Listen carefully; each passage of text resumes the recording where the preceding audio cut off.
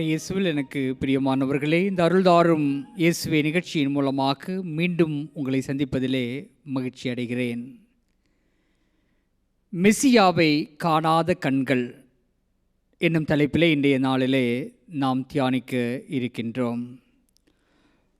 லூக்கா நற்செய்தி அதிகாரம் 2 இறை வார்த்தைகள் 1 முதல் 7 முடிய. அக்காலத்தில் அகஸ்து சீசர் தன்னுடைய பேரரசு முழுவதும் மக்கள் தொகையை கணக்கிடுமாறு கட்டளை பிறப்பித்தார். அதன்படி சிறிய நாட்டில் குரோனியு என்பவர் ஆளுநராயிருந்த பொழுது முதன்முறையாக மக்கள் தொகை கணக்கிடப்பட்டது. தம் பெயரை பதிவு செய்ய அனைவரும் அவரவர் ஊருக்கு சென்றனர். தாவீதின் வழிமரபினரான யோசேப்பும் தமக்கு மனம் ஒப்பந்தமான மரியாவோடு பெயரை பதிவு செய்ய கலிலேயாவில் உள்ள நாசரேத்து ஊரிலிருந்து யூதேயாவில் உள்ள பெத்லகேம் என்ற தாவீதின் ஊருக்கு சென்றார். மரியா கருவுற்றிருந்தார். அவர்கள் அங்கு இருந்த பொழுது மரியாவுக்கு பேறு காலம் வந்தது. அவர் தம் தலைமகனை பெற்றெடுத்தார். விடுதியில் அவர்களுக்கு இடம் கிடைக்கவில்லை. எனவே பிள்ளையை துணிகளில் பொதிந்து தீவனத் தொட்டியில் கிடத்தினர். மெசியா பிறப்பார். அவரை நாம் எதிர்கொள்ள வேண்டும், அவரை சந்திக்க வேண்டும் என்று இயேசுவின் காலத்தில் வாழ்ந்த ஒவ்வொரு மனிதர்களும் ஆசை கொண்டிருந்தார்கள். சாதாரண மக்கள் மெசியா வருவார், அவர் அரசராய் வருவார் அல்லது வந்து அரசராவார், தங்கள் ஒவ்வொருவருக்கும் இழந்த உரிமைகளையெல்லாம் மீட்டுத் தருவார் என்று எதிர்பார்த்து காத்திருந்தார்கள். அரசர்கள் எல்லாம் மெசியா வருவார், அவர் வரும் காலத்திலே எதிரிகளையெல்லாம் வென்று தந்து சிற்றரசர்களையெல்லாம் பேரரசர் ஆக்குவார். பேரரசர்களுக்கு கீழ் பணி செய்யும் நிலைமையெல்லாம் மாறி நாம் தனிப்பெரும் அரசாக உருவாக முடியும் என்று எண்ணியிருந்தார்கள். இப்படி ஒவ்வொருவரும் மெசியாவை காண வேண்டும், மெசியாவிடமிருந்து நலன் பல பெற வேண்டும் என்று ஆவலாக இருந்தார்கள். மெசியா பலருடைய வீடு தேடி சென்றார். அன்னை மரியாவினுடைய வயிற்றின் உள் குழந்தையாக இருந்து கொண்டு ஒவ்வொருவருடைய வீடாக சென்று, நான் உன்னுடைய வீட்டில் பிறக்க வேண்டும், இந்த சத்திரத்திலே பிறக்க வேண்டும் என்று இடம் கேட்ட பொழுது அங்கு எங்கேயுமே மெசியாவுக்கு இடம் கிடைக்கவில்லை. ஒவ்வொரு நாளும் தங்களுடைய ஜெபத்திலே மெசியாவினுடைய வருகைக்காக ஜெபித்தார்கள். ஆனால் மெசியாவே தங்களுடைய கதவுகளை தட்டி, உன்னுடைய வீட்டிலே எனக்கு இடம் வேண்டும் என்று கேட்ட பொழுது உள்ளே அனுமதி அளிக்கவில்லை. ஒரு வழியாக ஊருக்கு வெளியேதான் மெசியாவிற்கு இடம் கிடைத்தது. ஏன் இந்த நிலை? சற்று சிந்தித்து பார்த்தால் நகைச்சுவையாகவும் இருக்கிறது, ஆச்சரியமாகவும் இருக்கிறது. எல்லோரும் யாரை எதிர்பார்த்து ஒவ்வொரு நாளும் ஜெபம் செய்கிறார்களோ அதே நபர் வீட்டு கதவுகளை தட்டிய பொழுது திறந்து விடுவதற்கு மனம் வரவில்லை. ஏன் இந்த நிகழ்வு நடந்தது என்றால், அந்த காலத்து பெரும்பாலான மனிதர்களால் மனிதனில் கடவுளை காண முடியவில்லை. சக மனிதனை அவர்கள் மதிக்கவில்லை. மெசியாவை எதிர்பார்த்தார்கள், ஆனால் ஒரு குழந்தையை பெற்றெடுக்க ஒரு தாயிடம் தேடிய பொழுது இடம் கொடுக்கவில்லை. அதாவது சக மனிதர்களை அவர்கள் மதிக்கவில்லை. குழந்தை பிறந்தா என்ன, புறக்காட்டி என்ன? ஒருவேளை குழந்தை பிறக்க இடமில்லாமல் அந்த குழந்தை இறந்து போய்விட்டாலும் எங்களுக்கு கவலை இல்லை, அந்த தாய் இறந்து விட்டாலும் கவலை இல்லை. நாங்கள் எங்களுடைய ஜெபத்தை செய்வோம். 5 வேளையோ 10 வேளையோ நாங்கள் ஜெபம் செய்வோம். நாங்கள் எங்களுடைய அன்றாட வேலைகளை செய்வோம். மெசியா வர வேண்டும் என்று நாங்கள் மன்றாடிக்கொண்டே இருப்போம். ஆனால் சக மனிதன் செத்துப்போனாலும் எனக்கு கவலை இல்லை, சக மனிதன் அழிந்து போனாலும் கவலை இல்லை என்ற அந்த மோசமான மனநிலைதான் மெசியாவை வீட்டிற்குள் அழைக்கக்கூடிய அந்த உன்னதமான நிலையிலிருந்து, வாய்ப்பிலிருந்து இவர்களை பிறழ வைத்தது. ஒருவேளை மனிதனை மனிதனாக மதிக்கக்கூடிய அந்த எண்ணம் இருந்திருந்தால், இயேசு என்று மெசியா என்று தெரிந்திருக்கவில்லை என்றாலும், ஒரு குழந்தைக்கு வாய்ப்பளிக்கக்கூடிய அந்த வழியிலே மெசியாவை தங்களுடைய இல்லத்திற்கு கொண்டு வந்திருக்கக்கூடிய ஒரு பாக்கியத்தை பெற்றிருப்பார்கள். கடைசியாக ஊரில் உள்ளவர்களுக்கு அந்த நல்ல மனநிலை இல்லாமல் போயிருந்தாலும், ஊருக்கு வெளியே ஒதுக்கப்பட்டவர்களாக வாழ்ந்த அந்த இடையர்களுக்கு அந்த மனம் இருந்தது. ஒரு சகோதரி படும் துன்பத்தை கண்டு, ஒரு பெற்றோர் படும் துன்பத்தை கண்டு, அவர்களுக்கு தங்களால் ஆன உதவியை, அதாவது அது பாலன், இயேசு, மீட்பர், மெசியா என்று தெரியாமலே மனிதாபிமான அடிப்படையிலே இடையர்கள் அங்கு இடம் கொடுக்கிறார்கள். இன்று வரலாற்றிலே இடம் பிடிக்கிறார்கள். எல்லாவற்றிற்கும் மேலாக மெசியாவை தங்களுடைய பணித்தளத்திலே பிறக்கக்கூடிய ஒரு வாய்ப்பை அவர்கள் பெற்றுக்கொள்கிறார்கள். காரணம், மனிதத்தை அவர்கள் மதித்தார்கள். இயேசுவுடைய காலத்து அந்த மனிதர்கள் மக்களுக்கு ஒரு முக்கியத்துவத்தை கொடுக்கவில்லை. அவர்கள் மெசியாவை எதிர்பார்த்தார்கள். ஆனால் மனிதத்தில் கடவுளை காண மறந்து போனார்கள். அவர்கள் மனிதர்களை பல விதங்களிலே பிரித்து வைத்திருந்தார்கள். பதவி உடையவர்கள், பணம் உடையவர்கள், ஆன்மீக செயல்களிலே செல்வாக்கு உடையவர்கள், செல்வம் அற்றவர்கள், நோயுற்றவர்கள், இப்படி பல பிரிவுகளிலே பிரித்து வைத்திருந்தார்கள். பணமும் பதவியும் இருந்தவர்கள் அதிகமாக மதிக்கப்பட்டார்கள். பணம் மட்டும் இருந்தவர்கள் ஒரு விதமாக மதிக்கப்பட்டார்கள். பதவி மட்டும் இருந்தவர்கள் இன்னொரு விதமாக மதிக்கப்பட்டார்கள். பதவியே இல்லாதவர்கள், நோயாளிகள், ஏழைகள், சாதாரணமானவர்கள், விதவைகள், இவர்கள் எல்லோரும் மனிதர்களாகவே மதிக்கப்படவில்லை. இப்படி மனிதர்களில் தரம் பிரித்து மனிதர்களிடம் இருப்பவற்றை வைத்து மனிதர்கள் மதிப்பீடு செய்யப்பட்டு அன்பு செய்யப்பட்டார்கள். சக மனிதனை இதயத்தை பார்த்து அன்பு செய்யவில்லை, அவன் கடவுளுடைய சாயல் என்பதை பார்த்து அன்பு செய்யவில்லை. மாறாக அவரிடம் என்ன இருக்கிறது, செல்வம் இருக்கிறதா, செல்வாக்கு இருக்கிறதா என்பதை பார்த்து இவற்றை அடிப்படையாக வைத்து அன்பு செய்யக்கூடிய ஒரு சூழலிலே வாழ்ந்தார்கள். எனவே தான் செல்வமற்ற, செல்வாக்கற்ற பெற்றோரான சூசை, மரி தங்களுடைய இல்லங்களை மெசியாவை பெற்றெடுப்பதற்காக தட்டிய பொழுது அவர்கள் திறக்கவில்லை. மனிதத்தை மதிக்காததால் மெசியாவை காணும் வாய்ப்பை அவர்கள் பெறவில்லை. மெசியாவிடமிருந்து நன்மைத்தனங்களை பெறும் வாய்ப்பை அவர்கள் பெறவில்லை. மெசியாவை தொடக்கூடிய, மெசியாவை தூக்கக்கூடிய அந்த வாய்ப்பை அவர்கள் இழந்துவிட்டார்கள். இன்றைக்கு நம்முடைய வாழ்க்கையை நாம் சற்று ஆராய்ந்து பார்ப்போம். நம்மால் மனிதனில் கடவுளை காண முடிகிறதா? கடவுளால் படைக்கப்பட்ட சக மனிதர்களில் நாம் இறைவனை காண்கிறோமா? நம்மால் மனிதனில் கடவுளை காண முடிந்தால் நிச்சயமாக மெசியாவை, கடவுளை நம்முடைய வாழ்க்கையிலே நாம் அனுபவிக்க முடியும். ஒரு சிறுவன் ஒவ்வொரு நாளும் ஜெபம் செய்து கொண்டிருந்தான். ஜெபிக்கக்கூடிய பழக்கம் அவனிடம் ஆழமாக வேரூன்றியது. அந்த 6 வயது சிறுவன் ஒரு நாள் ஜெபித்து கொண்டிருக்கும் பொழுது கடவுளிடம் சொன்னான், ஆண்டவரே, நீர் என்ன கேட்டாலும் தருவீர் என்று என்னுடைய அம்மா சொல்லி இருக்கிறாங்க. நான் இதுவரைக்கும் அது வேண்டும் இது வேண்டும் என்று எனக்காக கேட்டதில்லை. இப்போது ஒன்றே ஒன்றை கேட்கிறேன், நான் உங்களை பார்க்க வேண்டும், எனக்கு அதற்கு உதவி செய்யுங்கள் என்று சொல்லி உருக்கமாக, லேசாக கண்ணீர் சிந்தி அவன் கேட்கிறான். உடனே கடவுள் குரல் மூலமாக அவனுக்கு பதில் சொல்கிறார், ஆம், நான் உன்னை சந்திக்கிறேன்.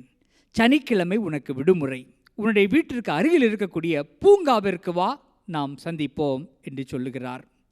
இவன் அவனுடைய அம்மாவிடம் போய், அம்மா, கடவுள் என்னை வந்து பார்த்தார், கடவுள் என்னிடம் பூங்காவிற்கு வர சொல்லியிருக்கிறார் சனிக்கிழமை என்று சொல்லிவிட்டு, அம்மா, அந்த ஒரு நாள் முழுவதும் நான் அவரோடு பேச வேண்டும். ஆகவே 2 பேருக்கு தேவையான தண்ணீர், 2 பேருக்கு தேவையான சிற்றுண்டி, 2 பேருக்கு தேவையான மதிய உணவு, இதையெல்லாம் எடுத்து என்னுடைய பேக்கில் வச்சு ரெடி பண்ணித்தாங்க, நல்ல ருசியாக சமைத்து வையுங்கள் என்று சொல்லிவிட்டு செல்கிறார். சனிக்கிழமை வருகிறது. அந்த தாய் தன்னுடைய மகனை குழப்ப விரும்பவில்லை. பக்கத்தில் தானே பூங்கா இருக்கிறது என்று சொல்லி அவருடைய பையோடு அவரை அனுப்பி வைக்கிறார். 2 பேருக்கு தேவையான உணவுப் பொருட்களோடு அவன் அந்த பூங்காவிற்கு கடந்து செல்கிறான். இன்னொரு புறம் ஒரு வயதான பெரியவர் கஷ்டப்பட்டு பிள்ளைகளை எல்லாம் படிக்க வைத்து இருக்கக்கூடிய சொத்துக்களை எல்லாம் விற்று வெளிநாட்டுக்கு அனுப்பி வைத்துவிட்டு அவர் அனாதையாக வாழ்ந்து கொண்டிருக்கிறார். அலைபேசியில் கூட அழைத்து பிள்ளைகள் நலம் விசாரிப்பதில்லை. இவர் அழைத்தாலும் யாரும் எடுப்பதில்லை. அப்படி விரக்தியில் இருக்கக்கூடிய அவர் கடவுளை பார்த்து சொல்கிறார், ஆண்டவரே, நான் என்னுடைய இந்த உலகத்திலே என்னுடைய எதிர்பார்ப்புகள் எல்லாம் வீணாய் போய்விட்டது. என்னுடைய எதிர்பார்ப்புகளுக்கு மாறாக எல்லாம் நடந்து கொண்டிருக்கிறது. இப்போது எனக்கு ஒன்றே ஒன்றுதான் ஆசை, உம்மை நான் காண வேண்டும் என்று அவர் ஜெபிக்கிறார். அப்போது கடவுள் சொல்கிறார், வருகிற சனிக்கிழமை நீ இந்த பூங்காவிற்கு செல், அங்கு நம்ம சந்திப்போம் என்று சொல்கிறார்.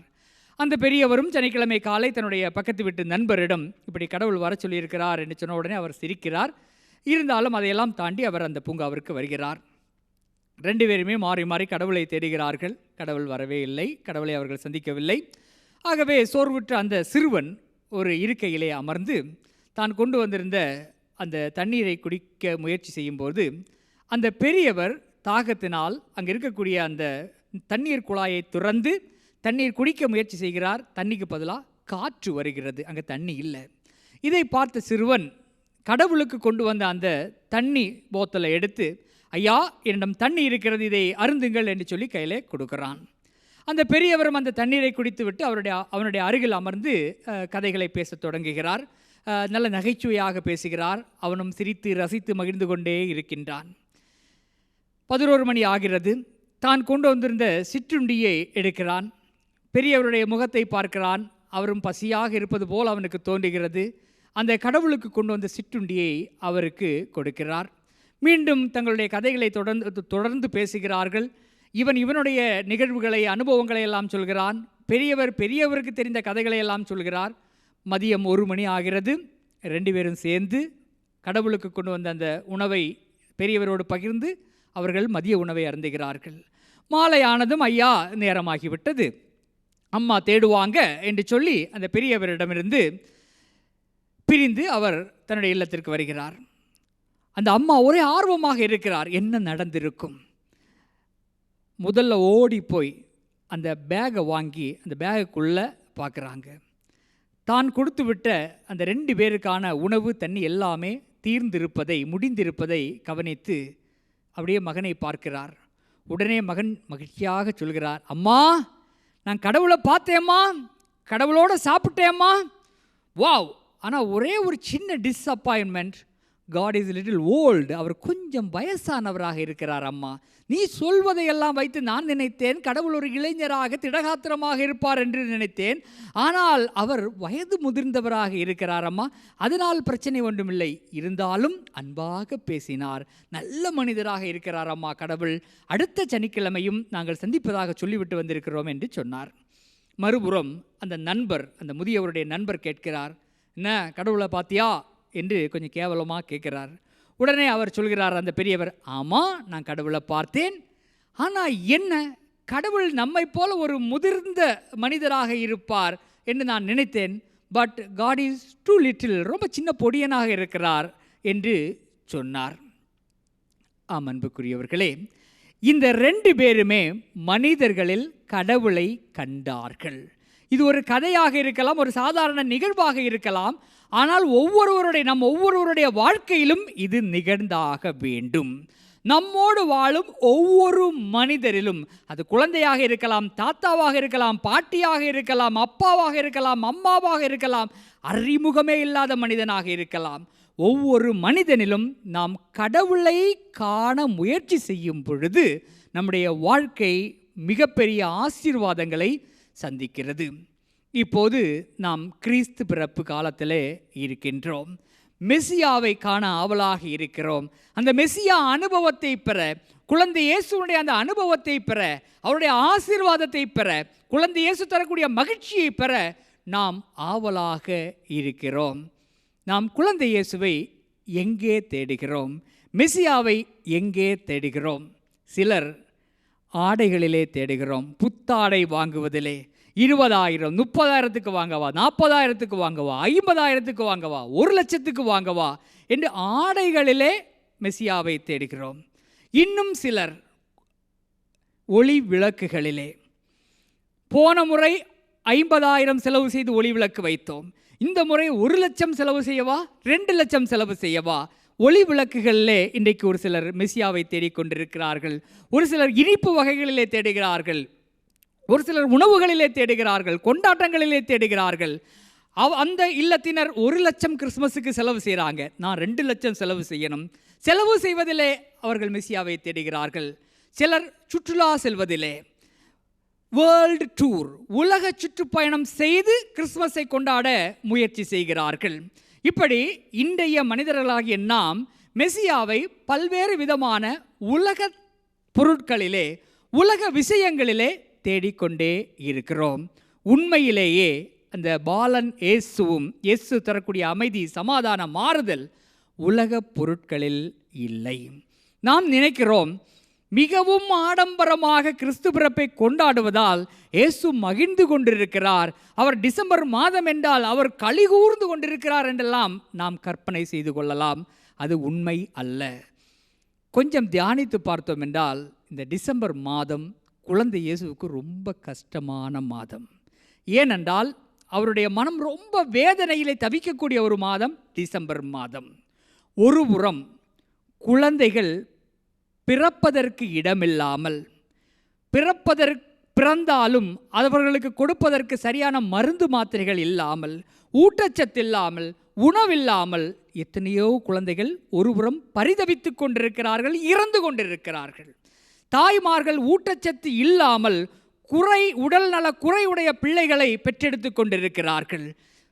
குழந்தையை பெற்றெடுக்கக்கூடிய அந்த காலகட்டத்திலே சரியான மருத்துவ வசதிகள், சரியான உணவு இல்லாமல் பல தாய்மார்கள் இறந்து கொண்டிருக்கிறார்கள். பிள்ளைகள் பிறந்த பின்பும் பல்வேறு விதமான ஊட்டச்சத்து குறைபாடுகளால், பல்வேறு விதமான குற்றச் செயல்களால் குழந்தைகள் நசுக்கப்படுகிறார்கள். இதெல்லாம் ஒருபுறம் நடந்து கொண்டிருக்க, இதே டிசம்பர் மாதத்திலே குழந்தைகள் ஒடுக்கப்பட்டு நசுக்கப்பட்டு குழந்தைகள் இறந்து கொண்டிருப்பார்கள். இன்னொரு புறம் பணம் தேவையில்லாத காரியங்களுக்காக விரயம் செய்யப்பட்டு கொண்டே இருக்கிறது. இன்னொரு புறம் செல்வம் இல்லாததால், பணம் இல்லாததால் பல குழந்தைகள் பாதிப்புக்குள்ளாகி கொண்டிருக்கிறார்கள், உடல் நலத்தை இழந்து கொண்டிருக்கிறார்கள், உயிரை இழந்து கொண்டிருக்கிறார்கள். பல மனிதர்கள் அடிப்படை தேவைகளை கூட நிறைவேற்ற முடியாமல் மிகவும் நொறுங்கிய உள்ளத்தோடு இருக்கிறார்கள். அதே நேரத்தில் இன்னொரு புறம் வீண் செலவு, ஆடம்பர செலவு, எதற்கு கொண்டாடுகிறேன் என்று கூட தெரியாமல், கிறிஸ்து பிறப்பினுடைய அடிப்படை என்ன என்று தெரியாமல், மெசியா வந்ததனுடைய நோக்கம் என்னவென்று தெரியாமல், 4 பேர் என்னை பாராட்ட வேண்டும், 4 பேர் என்னை திரும்பி பார்க்க வேண்டும் என்பதற்காக வீண் செலவுகளை செய்து கொண்டே இருக்கின்றோம்.